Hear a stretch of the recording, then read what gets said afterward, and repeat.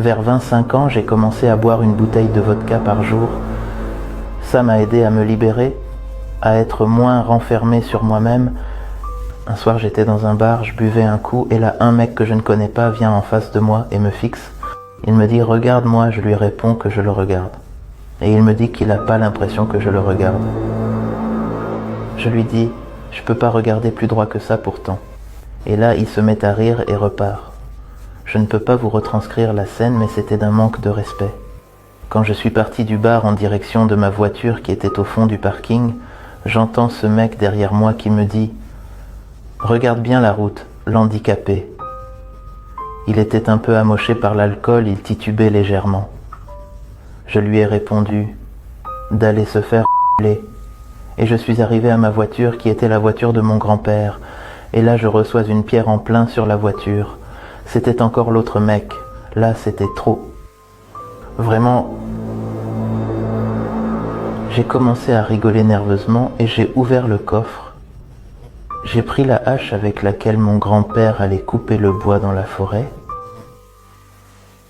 Je suis allé vers le mec et je lui ai planté la hache entre les deux yeux de toutes mes forces. Je l'ai découpé en deux jusqu'au cou. C'était fou. Il a eu ce qu'il méritait. Je ne regrette absolument pas ce que j'ai fait. Je le referai si ça se reproduit, aujourd'hui, demain. J'ai entouré le corps avec des sacs plastiques et je l'ai mis dans mon coffre. Je me suis arrêté dans un coin reculé où personne ne passe pour le déposer et m'en débarrasser. Au moment où je le jette, je vois un truc. Il y avait plus loin un épouvantail pour faire fuir les oiseaux, fait avec des bouts de bois. Et là j'ai eu une idée. Je suis retourné prendre la hache. J'ai coupé sa tête. Mais le problème était qu'elle était coupée de bas en haut. J'ai donc fait une petite corde. En me servant des sacs plastiques, et je l'ai attachée pour pas qu'elle s'ouvre en deux. Ensuite, je l'ai plantée sur l'épouvantail pour remplacer sa tête. Et j'ai continué avec les bras et les pieds, j'ai tout placé sur l'épouvantail. C'était beaucoup de travail et ça faisait un beau résultat. J'ai signé Quiza avec ses intestins posés sur le sol. C'est de là que tout est parti, c'était le début. 6 mois plus tard, j'étais avec une prostituée dans une ruelle malfamée. Et elle me dit « Non, je ne veux pas de toi ».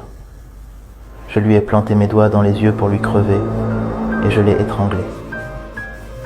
Je l'ai cachée derrière une poubelle et je suis revenu pour lui découper la tête, les bras et les pieds.